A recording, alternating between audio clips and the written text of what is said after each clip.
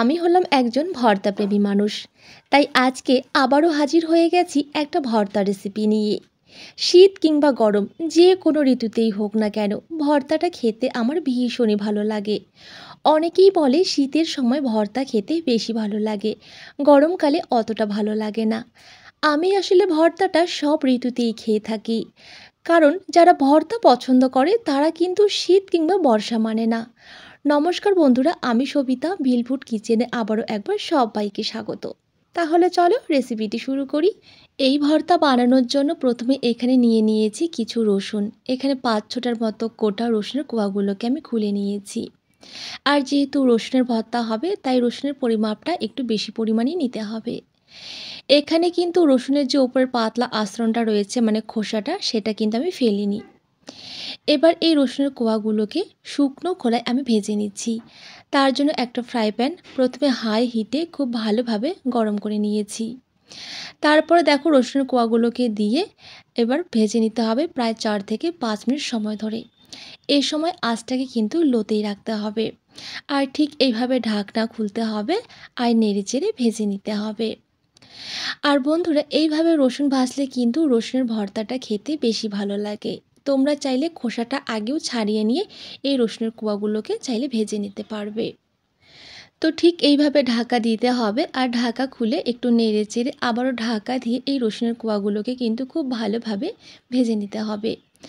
তো দেখো রসুনের কোয়ার মধ্যে কিন্তু বাদামি কালার চলে এসেছে। আর যখন দেখবে যে এরকম চাপ দেওয়ার পর খুব সহজেই রসুনের কোয়াগুলো ভেঙে যাচ্ছে, তখন বুঝে নিতে হবে রসুনের কোয়াগুলো খুব ভালোভাবে সেদ্ধ হয়ে গেছে, আর ভেজে নেওয়ার কোনো দরকার নেই। এবার একটা থালার মধ্যে আমি নামিয়ে নিচ্ছি। এবার এই রসুনের কোয়াগুলোকে কিছুক্ষণের জন্য ঠান্ডা হতে দেব। আর এই ফাঁকে আবারও ফ্রাই প্যানটাকে বসিয়ে দিয়েছি আর দিয়েছি কিছুটা সর্ষের তেল। দিয়ে দিলাম ঝালের জন্য কিছুটা শুকনো লঙ্কা। এখানে তোমরা যে যেমন ঝাল খাবে সেই অনুপাতেই লঙ্কাটা দেবে। আমি ঝালটা একটু বেশি পছন্দ করি, তাই লঙ্কার পরিমাপটা একটু বেশি দিয়ে দিলাম। তো দেখো ঠিক এইভাবে একটু কালচে করে ভেজে নিয়েছি। এবার এই শুকনো লঙ্কাগুলোকে একটা প্লেটের মধ্যে তুলে নিচ্ছি। আর যে কোনো ভর্তাতে কিন্তু রসুনের ফ্লেভারটা দারুণ লাগে। এবার ওই তেলের মধ্যেই দিয়ে দিচ্ছি কিছুটা কালো জিরে। কালো জিরেটাকেও একইভাবে এখন ভেজে নিচ্ছি। যখন একটু ভাজা ভাজা হয়ে যাবে মানে সুন্দর একটা গন্ধ বেরোবে, তখন এর মধ্যে দিয়ে দিচ্ছি দুটো মাঝারি সাইজের পেঁয়াজ কুচি। পেঁয়াজটাকে ঠিক এভাবে আগে একটু পাতলা পাতলা করে কেটে রেখেছিলাম। তোমরা চাইলে কাঁচা পেঁয়াজটাও কিন্তু দিতে পারো, তবে সেই পেঁয়াজটাকে কিন্তু হাত দিয়ে খুব ভালোভাবে চটকে নিতে হবে।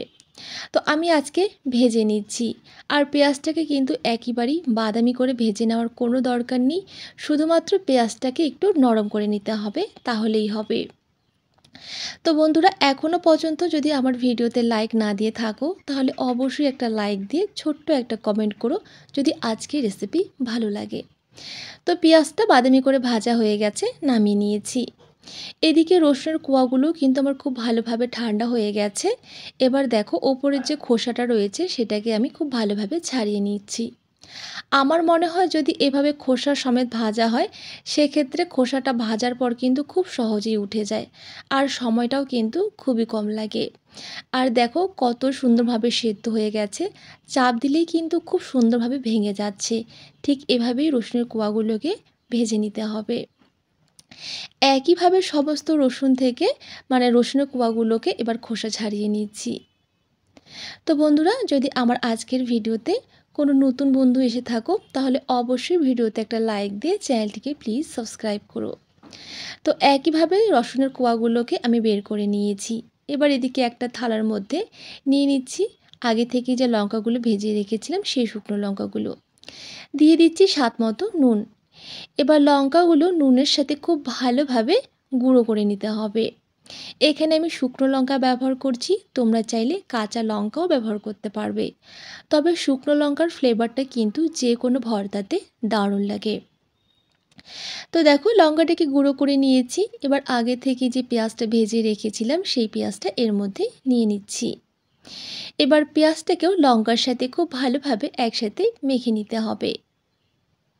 তোমরা চাইলে কাঁচা পেঁয়াজটাও কিন্তু এখানে ব্যবহার করতে পারো, সেক্ষেত্রেও কিন্তু ভর্তাটা খেতে ভালো লাগবে।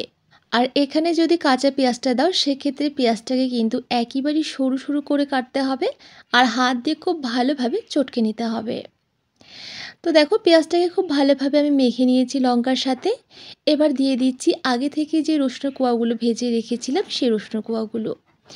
এবার এগুলোকেও হাত দিয়ে খুব ভালোভাবে আমি চেপে চেপে ঠিক এইভাবে ভেঙে দিচ্ছি। আর এত ভালোভাবে সেদ্ধ হয়েছে দেখো যে চাপ দেওয়ার সঙ্গে সঙ্গেই কিন্তু ভেঙে যাচ্ছে। ঠিক এভাবেই ভেজে নিতে হবে রসুনের কোয়াগুলোকে। একইভাবে সমস্ত রসুনের কোয়াগুলোকে এবার ভেঙে নিচ্ছি। আর একেবারেই মিহি করব না, একটু দানা দানা রাখবো, সেক্ষেত্রে ভর্তাটা খেতে বেশি ভালো লাগবে। একইভাবে সমস্ত রসুনের কোয়াগুলোকে ভেঙে নিয়েছি, আবারও একসাথে খুব ভালোভাবে এখন মেখে নিচ্ছি। এই ভর্তাটা কিন্তু গরম ভাতের সাথে খেতে দারুণ লাগে। আর রসুন আমাদের স্বাস্থ্যের জন্য কিন্তু খুবই উপকারী। তো আজকে আমি বাটাবাটির ঝামেলা ছাড়াই রসুনের ভর্তা তৈরি করে দেখাচ্ছি। কোনো রকম কষ্ট ছাড়া এই ভর্তা কিন্তু খুব সহজেই তোমরা বাড়িতে বানিয়ে নিতে পারবে। আর গরম ভাতের সাথে তো দারুণ লাগবে। তো বন্ধুরা এখানে আরও একটা উপকরণ দিয়ে দিলাম, যেটা না দিলে এই ভর্তাটা কিন্তু একেবারেই অসম্পূর্ণ। সেটা হলো কাঁচা সর্ষের তেল।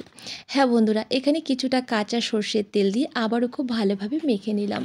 তৈরি হয়ে গেল আমার রসুনের ভর্তা।